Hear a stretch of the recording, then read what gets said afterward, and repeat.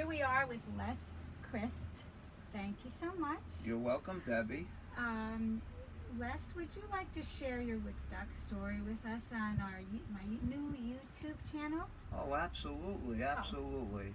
I was not really a hippie to the fullest extent, but I had a lot of fun in those years. When the Woodstock event occurred out in Bethel, I was 22 years old in August of 1969. So I was very much an adult, and I was able to go out there on my own. My friend at the time, my best friend, his name was Tyrone Sands, and he had an interesting vehicle. It was a Carmen Ghia, which was a Volkswagen, a very small Volkswagen that was a convertible and sat two people. And of course it was extremely difficult to get out there on that Friday night, the first night of the event, but it was such a small car that we were able to weave in and out of all the people and the cars and get to the field itself. We went out and we walked around the field, we talked to many people, we got back in the car, and we were even able to get out and back to Monticello, weaving all the way up 17B, seeing all the different vehicles on the side of the road, so on and so forth. And that was pretty much my experience that weekend for the event. But the days before the event, I have an interesting story about the Sullivan County Sheriff's Department. Of course, today, with all the intensive things that are going on in the world, it's impossible to get into a place like the Sheriff's Department without going through all kinds of body searches, so on and so forth.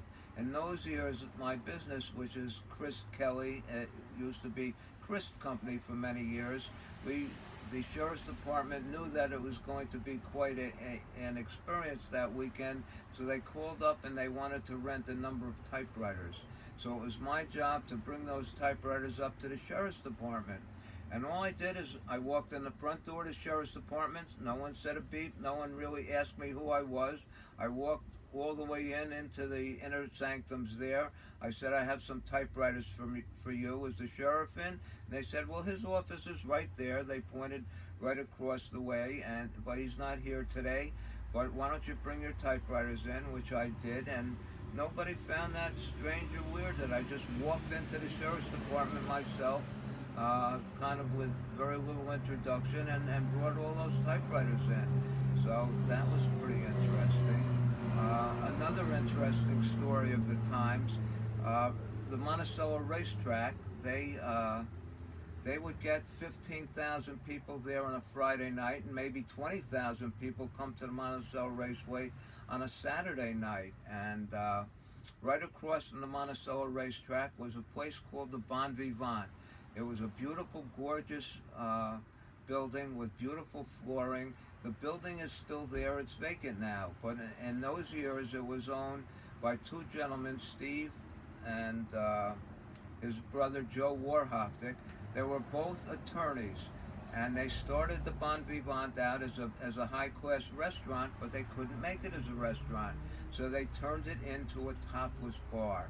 And I had the good fortune in the years around 1968, 1969, 1970, and thereabouts to work as the service bartender in the back of this beautiful, incredible topless bar. And I really got an education there, much better than my college education, I assure you. So in those years, another interesting story of what happened. One day, the person who runs Monticello Raceway decided that the sign that was in front of the Bon Vivant, which was about 20 or 30 feet high and was blinking on and off the words girls, it needed to come down. So the gentleman called up the Monticello Police Department.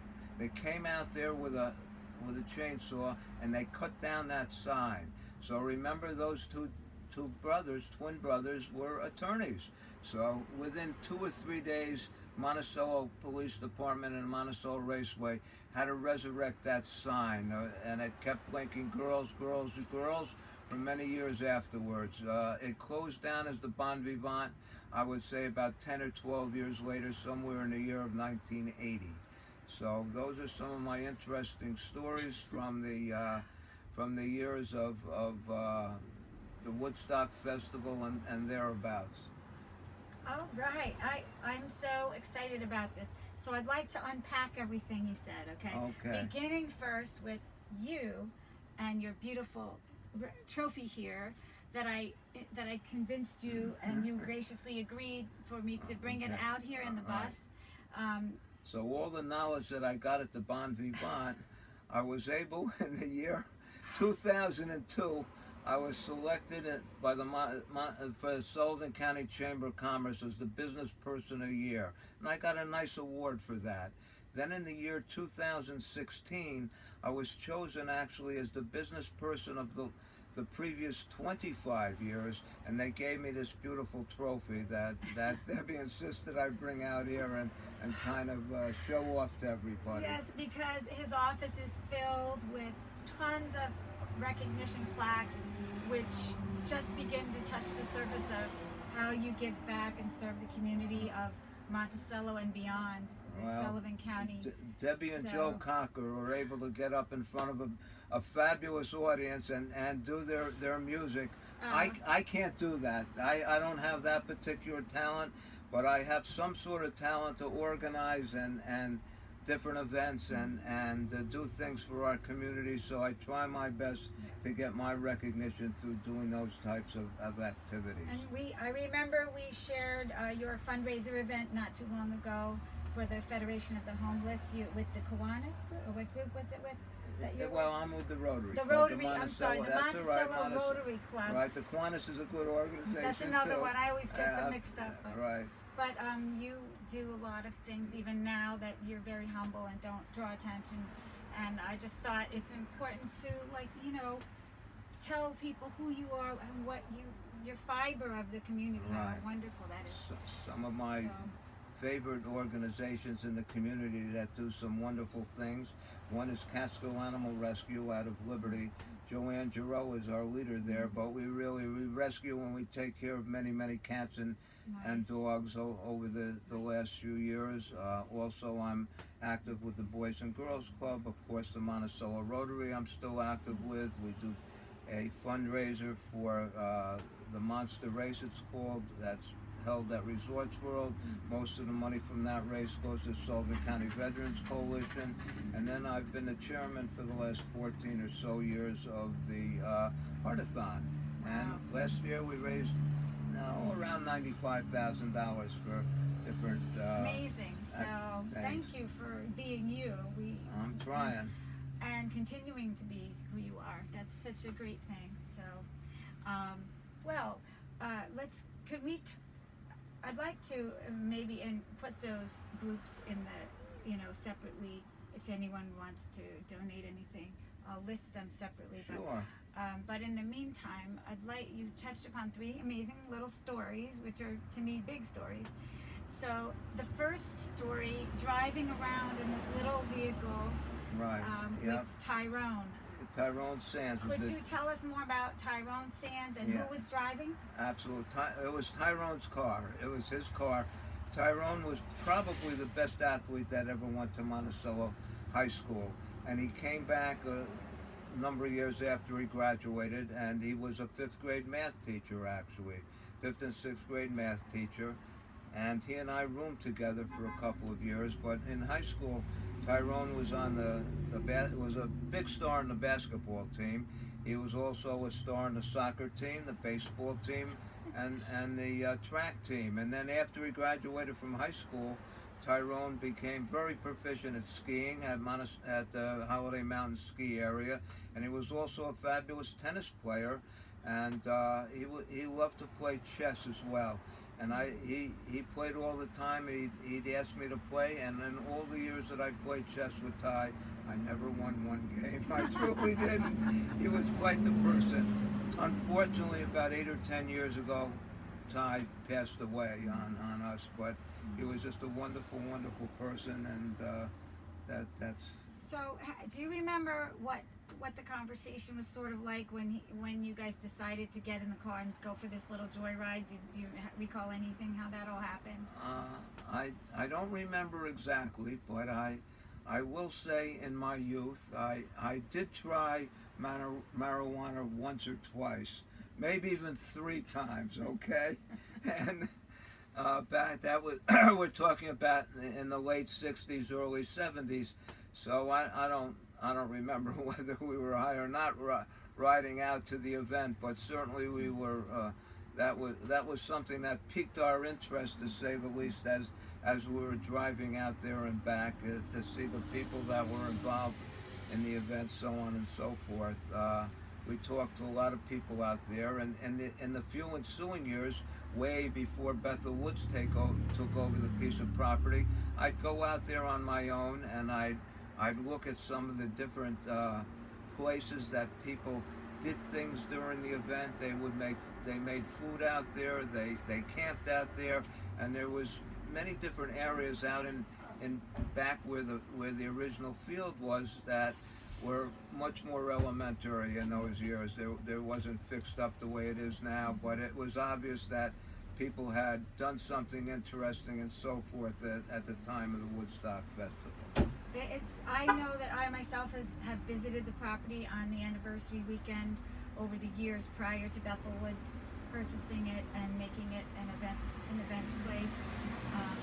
People just naturally gravitated with the sacredness of what took place there, right? And would just go there instinctively and remember that wonderful spirit of why the gathering. I'm very good friends with Jerry and Roy Howard. Roy, of course, passed away, but Jerry still has her farm out there, the original farm, and has people coming up and, you know, with memories of the Woodstock event, and she has been approved for camping, and they do concerts, legitimate gatherings there. Absolutely. So we're very happy for her that was granted to her through the town of Bethel. And so, what about Max Yasgur? Did you know Max? Because he died young of a heart attack, as we know. I didn't really know Max. I knew his son Sam quite well, though. Mm-hmm. Sam was our county attorney for many years, and I knew Sam quite well, and he was a real gentleman. I know his nephew is Marty Miller, the attorney in Monticello, and Marty talks about the Woodstock Festival and his uncle quite often. Wow. Max's wife and Marty's mom are sisters, so so Marty's really part of the Woodstock family, and I talk to Marty fairly often about the Woodstock event and how he and Max and so forth participated. I didn't know Max, but I did know Sam quite well. Sam passed away a number of years ago. He was our county attorney, very efficient, very good, but unfortunately no longer with us. So, I'm thinking about this ride with Tyrone. Okay. So as you're riding, I know, could you maybe any scenes or conversations that you may have had during that little Friday? What time of day was it that you went out? It was in the evening. I remember it was getting dark when we went out there. I think I told you this when we were inside. If you remember what happened during the course of the Woodstock event, you really weren't there. So I remember vaguely what was happening that day, but we did go out there in the evening, in the late evening, so it was just starting to get dark when we got out there, and I'm starting to visualize now what was happening that day. And both Tyrone and I knew quite a few people in the community. I grew up here. Tyrone came to Monticello area when he was 13, so the 10 years between then and Woodstock, he got to know many people as well. So when we got out there, we just kind of looked for people we knew and had different conversations with them about, what was going to happen, so on and so forth. So, did you get how close did you get to the site? Oh, I think we were right at the site for a while. We're right there. We drove right up into where everybody was. I mean, this little car seemed to be able to get, in and out of everybody. And we pretty much got by right the up. stage area there? Or Not by the state, up on top. up on top. Where the monument is, Yes, in that yes. general area. The trees and Yes. the monument, of course, were not there in those years. It was just more of an open field with people up there, and there were just people. Obviously, there were people just everywhere, and we just talked with people, and maybe we even smoked a Was joint this or two. before the rain or after the rain? No, it was before the rain. We Before the did rain. not get wet. I Okay. did not get wet. I did get wet on the 25th anniversary, which I was at. Oh. Okay, that. They didn't. They had quite a few people out there for the 25th anniversary, and that was a fun event too. And I didn't get wet the first time, but the second time I did. I didn't slide in the mud though. Well, thank you. This is really great. I have such a fascination with it, and I welcome all of the imagery and stories because it was such a beautiful outpour of support during this Vietnam War backdrop, and All right. I'm going to say 3 or 4 weeks ago, I went to a Rotary meeting in Washington D.C. Okay, and everybody at the Rotary meeting was, highfalutin with most of them with ties and jackets, and the ladies in nice outfits. And where you from, Wes? Oh, I'm from Monticello, New York. Oh yes, isn't that nice? What about Monticello? I said our claim to fame is in our county, Sullivan County. We had the Woodstock Festival, and everybody starts to clap. This is what 54 years later. Everybody knew what the Yes. Woodstock Festival Wow. was. Yep. I mean, it really made its mark on the world. Truthfully, I'm telling you, it was so special. very, very, very. So the second vignette story you shared, we had the ride with Tyrone. The second thing was the typewriters. Yes. So you mentioned to me that you spoke to the chief. The chief of police called you. Oh, okay. Anticipating. Slightly different. Oh. It was the sheriff's department. Sheriff's department. The sheriff. Sheriff's Okay. department, Well, inside I spoke about the chief of police, and yes. Okay. All right. The chief of police in Monticello at that time, it was a gentleman by the name of Lou Yank. All right, and Lou had been the chief of police for a number of years previous to the Woodstock event. And he happened to be my next door neighbor for many years when I grew up. His house was right next to my parents' house. So when they made the Woodstock movie, they interviewed Lou for quite a while, and he was in that movie and talked about the event and the different things that happened here in Monticello. I don't think that he actually was out at the Woodstock site to direct things. It was mostly the sheriff's department and the state police, but he was in Monticello, and there was just so many people here that it overflowed into Monticello, and he had to do many things to just keep things in order, I guess is the best way to describe it. He had his work cut out for him. He I did. imagine. He had his hands full that weekend. Yes. So that's really cool. And so, how many typewriters did you end up delivering that day? Do you remember? I am almost sure it was 10 of them. 10. All right, 10 of them. If anybody knows anything about typewriters in those years, it was a lot different than the word processors of today. I remember delivering 10 Model C typewriters. They were the big giant IBM typewriters with the keys that went click up against the planting and so forth. So we delivered 10 typewriters up to them that day. Amazing. Absolutely. Did he ever share any follow-up stories with you, just personal stories about some of the antics or shenanigans? The chief did not. Okay. In those years, I was kind of a kid to the chief. Yeah, Okay. yes. You're only 22. I was 22 at the time. Wow. I wasn't a kid, but I wasn't quite as mature, not quite as mature as I am today. And You're young at heart. I'm young at heart, but So great. The third vignette was the Monticello Raceway story. right, the about Bon Vivant. Bon Yes. Vivant. And that all happened during the Woodstock Festival. That whole similar. time frame, yes, that whole time frame. The Bon Vivant, the two brothers, Stephen and Joe Warhoftik, they own the Bon Vivant building, which is fabulous. And then they own the restaurant next door, which was called the Round Robin. And I remember being in the Round Robin one time, and in walks, what's his name, the rock and roll singer, black man. Oh, From Woodstock? he wasn't from Woodstock, but Chuck Berry? Chuck Berry, yes. Chuck Berry walks into the Round Robin, and I was as close to him as I am to you, No Debbie. way. Yes way, and that was just fabulous. In those years, that's what would happen. The Round Robin was nice, so they owned the Bon Vivant, the Round Robin, and the gas station that was next door there, and it was all kept beautiful. Today, it's just that area is quite run down. The with walls grass. could talk. If the walls could talk, so they can't, so I have to talk for them. How exciting is that? So I guess we could go on and on, but maybe we'll do a second follow up. Because as I'm watching this, I'm going to be saying, why didn't I ask this? Why didn't I ask that? But I would like to get in the whole music vibe.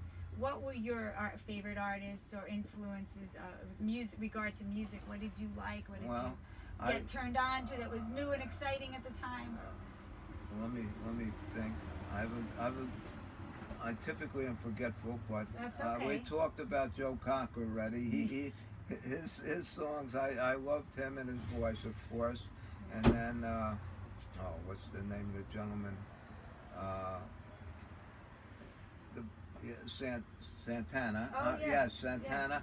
Yes. I've gone to the museum many times, of course, and I've watched the movie they have. Santana. Yeah, Carl. I've seen him there at Bethel Woods. He played a number of times. Yes, right? he was just fabulous. I love his songs. So he was an artist that it was great. The artists in those years were the lyrics were great. Everything was just super about them. What was the most remarkable thing, like just off the cuff, that you would like to what comes to mind as far as just in the whole scheme of things, looking back, what do you want to, what are one or two or three things that is the most standing out thought in your mind? Well, it kind of, I think the biggest thing is it was a transition year in many ways, okay? It was a transition year for the Catskill Mountains in that the old style Catskill Mountains started to die out right around that time. It started to turn from the Borscht Belt type of hotel and so forth. They all started to go out of business, and within 10 or 12 years every one of them was gone. So that's one transition in that direction. And it really put Sullivan County on the map, as I had said before.